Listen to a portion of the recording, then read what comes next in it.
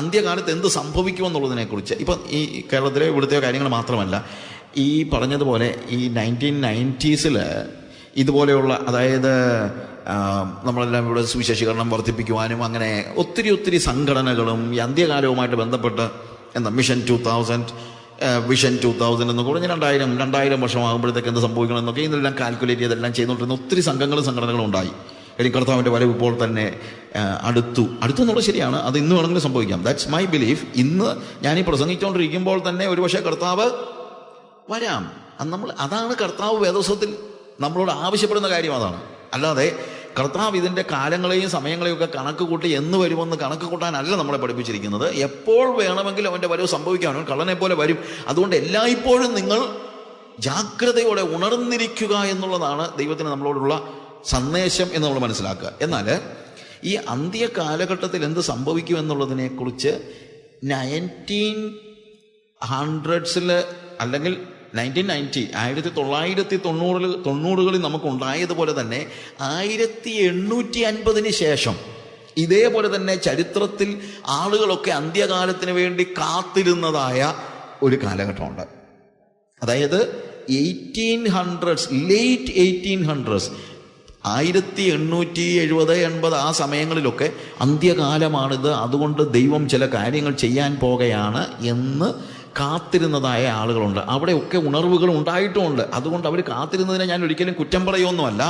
പക്ഷേ അവരെല്ലാവരും മനസ്സിലാക്കേണ്ടിയിരുന്ന ഒരു കാര്യമുണ്ട്. എന്ത്? എപ്പോൾ വേണമെങ്കിലും കർത്താവ് വരാം എന്നുള്ളതാണ്. അതവർ വിശ്വസിച്ചിരുന്നവരുമാണ്. എന്നാൽ യൂറോപ്പിലുള്ളവർ ഇതിനു വേണ്ടി കാത്തിരുന്നത്, അന്ത്യകാലം എന്ന് പറയുമ്പോൾ കർത്താവിൻ്റെ വരവിനു വേണ്ടിയുള്ള പ്രവചനങ്ങൾ എന്തൊക്കെയാണോ അതെങ്ങനെ നിർവഹിക്കപ്പെട്ടു. ഇന്നും അതാണല്ലോ ശാസ്ത്രീയമായും രാഷ്ട്രീയമായും പൊളിറ്റിക്കൽ, അല്ലെങ്കിൽ ഓരോ ലോകരാഷ്ട്രങ്ങളും കർത്താവിൻ്റെ വരവും ലോകരാഷ്ട്രങ്ങളും ഇത് ഇന്ന് തുടങ്ങിയതല്ല. 1800കളിലും യൂറോപ്പിലെ വിശ്വാസികൾ അല്ലെങ്കിൽ യൂറോപ്പിലെ ദൈവശാസ്ത്രജ്ഞന്മാർ, അന്നത്തെ ദൈവശാസ്ത്രജ്ഞന്മാരുടെ പോലും ഒരു പ്രധാനപ്പെട്ട ജോലി എന്ന് പറയുന്നത് എങ്ങനെ കർത്താവിൻ്റെ വരവ് ഇപ്പോൾ സംഭവിക്കും എന്നുള്ളതിന് വേണ്ടി അവർ ചരിത്രത്തെ പഠിക്കുകയായിരുന്നു. ചരിത്രത്തിൽ എന്താണ് സംഭവിക്കുന്നത് എന്നുള്ളതിനെക്കുറിച്ച് പഠിച്ചുകൊണ്ടിരിക്കുകയായിരുന്നു. അതുകൊണ്ടാണ് നെപ്പോളിയൻ്റെ വരവുമെല്ലാം അവരെ ഒരു കർത്താവിൻ്റെ വരവുമായി ബന്ധപ്പെടുത്തി ചിത്രീകരിക്കാനായിട്ട് തുടങ്ങുന്നത്.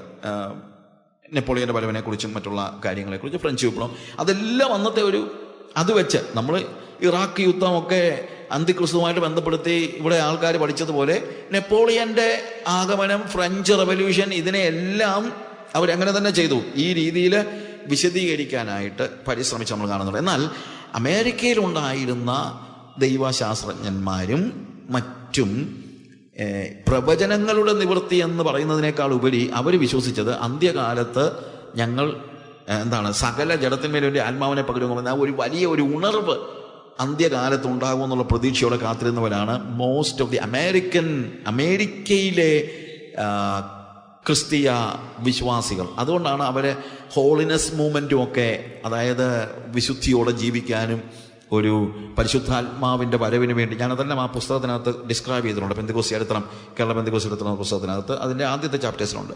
അവരങ്ങനെ ആ വിശുദ്ധിയോടെ ജീവിക്കാനുള്ള ഒരു വലിയ കാത്തിരിപ്പ്, പരിശുദ്ധാത്മാവിൻ്റെ ആഗമനത്തിനുള്ള കാത്തിരിപ്പ്, ആ കാത്തിരിപ്പ് ഫലവത്താവുകയും ചെയ്തു. ശരിക്കും പറഞ്ഞു കഴിഞ്ഞാൽ അവരുടെ ഇടയിലെ പരിശുദ്ധാത്മാവിൻ്റെ വലിയ പ്രകടനങ്ങൾ, പ്രത്യേകിച്ച് 1900 ആദ്യ വർഷങ്ങളിലൊക്കെയാണല്ലോ അസൂസ സ്ട്രീറ്റും അതിന് മുമ്പ് ടൊപ്പിക്കായാലും ബൈബിൾ സ്കൂളിലെ കാര്യങ്ങളും ഇതൊക്കെ നടക്കുന്നത് ആ ഒരു കാത്തിരിപ്പിൻ്റെ അനന്തരഫലമായിട്ടാണ്. ആ കാത്തിരുന്നത് കൊണ്ടാണെന്നുള്ളതല്ല, ദൈവത്തിൻ്റെ സമയത്ത് അവരുടെ മേൽ ദൈവത്തിൻ്റെ ആത്മാവ് ഇറങ്ങി വരുന്നത് നമ്മൾ കാണുന്നുണ്ട്. അപ്പോൾ യൂറോപ്പിൽ പ്രവചന നിവൃത്തിയായിട്ടും അമേരിക്കയിൽ pouring of the Holy Spirit അല്ലെങ്കിൽ ആത്മപകർച്ചയായിട്ടും വിൻസെന്റ് സൈനാൻ എന്ന് പറയുന്ന ദൈവദാസൻ ഇൻ ദി ലാറ്റർ ഡേയ്സ് എന്ന് പറഞ്ഞൊരു പുസ്തകം തന്നെ, പിന്മഴയുടെ നാളുകൾ എന്ന് പറഞ്ഞൊരു പുസ്തകം തന്നെ ഇതിനെക്കുറിച്ച് എഴുതിയിട്ടുണ്ട്. അവരെല്ലാം വിശ്വസിച്ച അതാണ് മുൻമഴയുടെ കാലത്ത് അല്ലെങ്കിൽ പിന്മഴയുടെ കാലം. ആ പിന്മഴയുടെ കാലമാണ് ഇപ്പോൾ വന്നിരിക്കുന്നത്. പെന്തക്കോസ്ത് നാളിൽ ഉണ്ടായിരുന്നത് ഒരു മുൻമഴയുടെ അനുഭവമാണ്. പക്ഷേ പിന്മഴയുടെ അല്ലെങ്കിൽ it's not just showers of blessing എന്ന് പറയാൻ പറ്റില്ല. ഒരു ചാറ്റൽ ഒന്നും അല്ല, ഒരു വലിയ മഴ ഉണ്ടാകാൻ പോകുന്നു. അങ്ങനെ പെന്തക്കോസ്തിൻ്റെ ആഗമനത്തെക്കുറിച്ചൊക്കെ അവർ കണ്ടിരുന്നതായ കാര്യങ്ങൾ ഉണ്ട്. അപ്പം എൻഡ് ടൈംസിനെ കുറിച്ചുള്ള പല വ്യാഖ്യാനങ്ങൾ നമ്മൾ വായിക്കുമ്പോൾ, വേദപുസ്തകത്തിൽ വായിക്കുമ്പോൾ, ഇത് ഞാൻ പെട്ടെന്ന് അങ്ങ് പറഞ്ഞു പോകുകയാണ്, കാര്യം ഇത് കുറച്ച് ടെക്നിക്കൽ ആയതുകൊണ്ട് അത് കൂടുതൽ ഇപ്പോൾ പഠിച്ച് തലയിൽ കയറ്റുന്നതിനേക്കാൾ ഉപരി ഞാൻ എന്നാൽ ആ വേദപുസ്തകം അതിനെ എങ്ങനെ കാണുന്നു. ഒന്ന്, ഈ ലോകത്തിൻ്റെ സിസ്റ്റത്തിൽ, ഈ ലോകത്തിൻ്റെ വ്യവസ്ഥകളിലുള്ള വ്യത്യാസങ്ങളിൽ നിന്ന് കർത്താവിൻ്റെ വരവിനോട് അടുക്കുമ്പോൾ ലോകത്തിൻ്റെ സിസ്റ്റത്തിന് എന്ത് വ്യത്യാസം ഉണ്ടാകുമെന്ന് വേദപുസ്തകം പഠിപ്പിക്കുന്നുണ്ട്. കർത്താവിൻ്റെ വരവ് അടുക്കുമ്പോൾ പ്രകൃതിയിൽ എന്തൊക്കെ വ്യത്യാസമുണ്ടാകും എന്നുള്ളതിനെക്കുറിച്ച് വേദപുസ്തകം പഠിപ്പിക്കുന്നുണ്ട്. അല്ല, അത് നമ്മൾ ഡീറ്റെയിൽഡായിട്ട് പഠിക്കുകയല്ല, ബട്ട് സ്റ്റിൽ നമ്മൾ വേദപുസ്തകം വായിക്കുമ്പോൾ തന്നെ അതുപോലെ ജനങ്ങളുടെ സ്വഭാവത്തിൽ, ജനങ്ങളിൽ അല്ലെങ്കിൽ ജനസമൂഹങ്ങളിൽ അവരുടെ അവരിലുണ്ടാകുന്ന ചേഞ്ച്, അതാണ് നമ്മൾ ശരിക്കും ഇവിടെ പഠിക്കാൻ ഉദ്ദേശിക്കുന്നത്.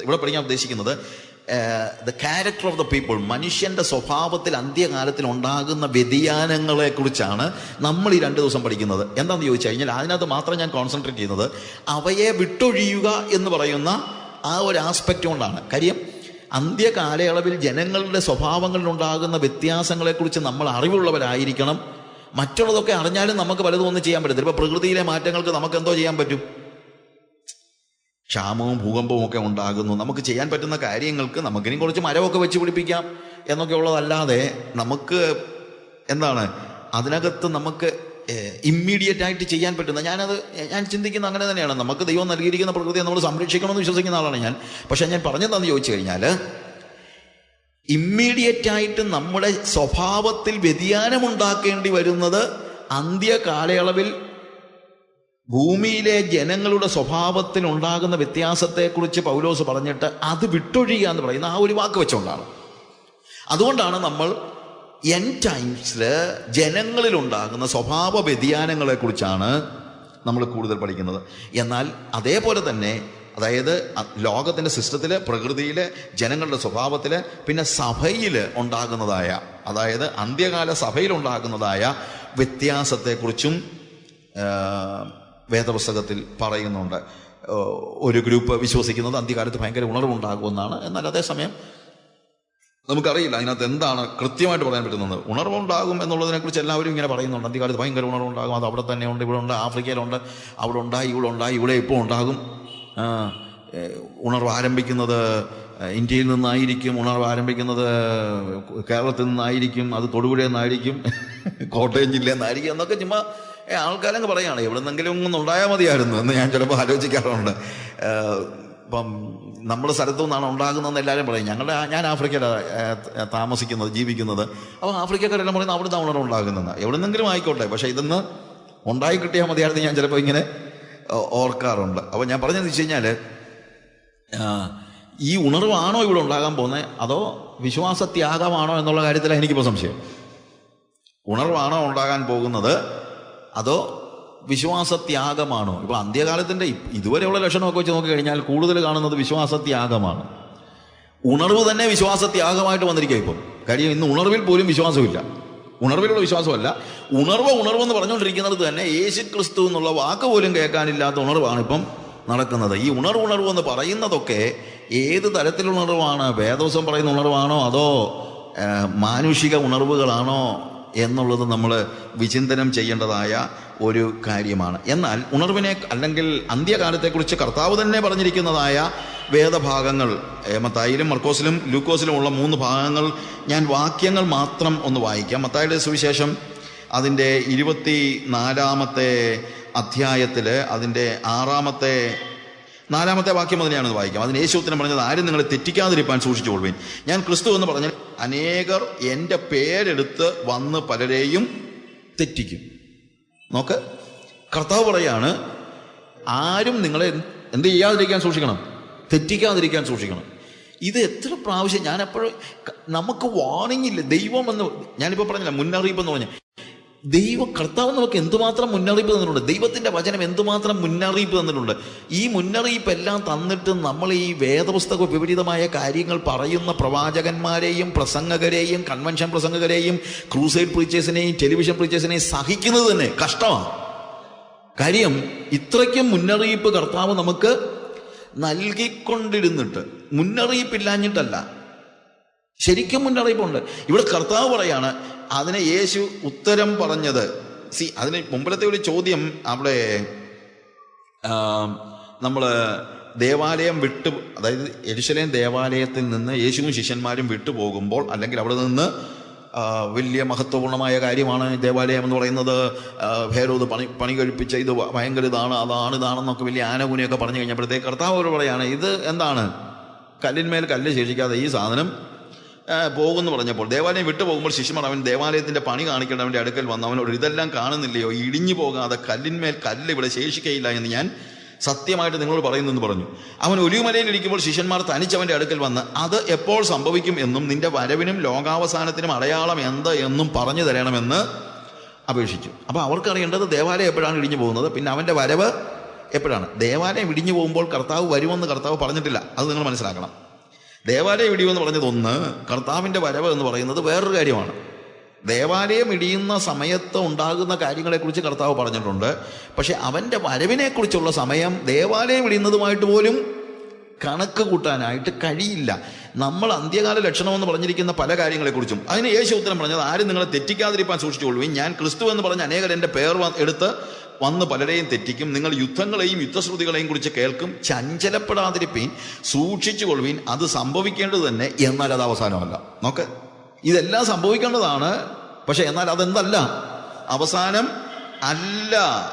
ജാതി ജാതിയോടും രാജ്യം രാജ്യത്തോടും എതിർക്കും, ക്ഷാമവും ഭൂകമ്പവും അവിടെ ഉണ്ടാകും, എങ്കിലും ഇതൊക്കെയും ഈറ്റുനോവിൻ്റെ ആരംഭമത്രേ.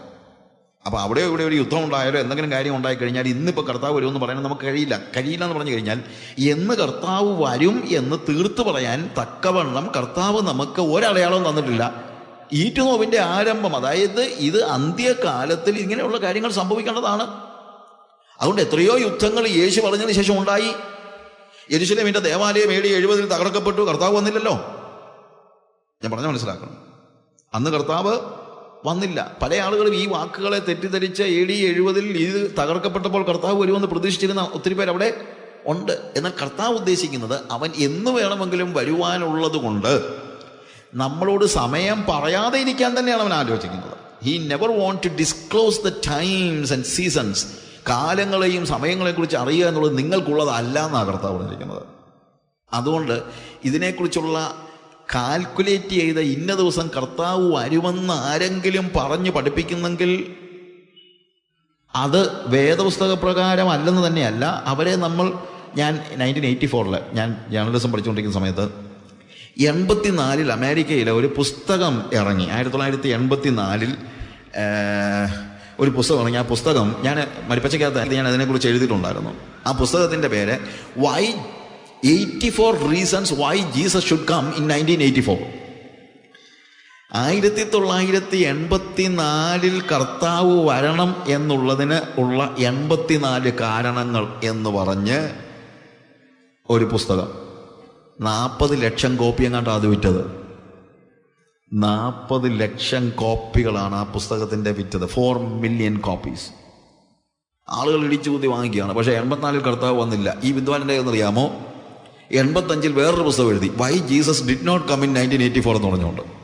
1985 എന്തുകൊണ്ട് കർത്താവ് വന്നില്ല എന്ന് പറഞ്ഞൊരു പുസ്തകം എഴുതി, അതും വിറ്റു. ഇതാ ജനങ്ങൾ, പൊതുജനം എങ്ങനെയുള്ളവരാണെന്നുള്ളതിൻ്റെ ശരിയായിട്ടുള്ള അതും വിറ്റു. അത്രയും വിറ്റില്ലെങ്കിലും അതും വിറ്റു. അവൻ അതും കൊണ്ടും കാശുണ്ടാക്കി.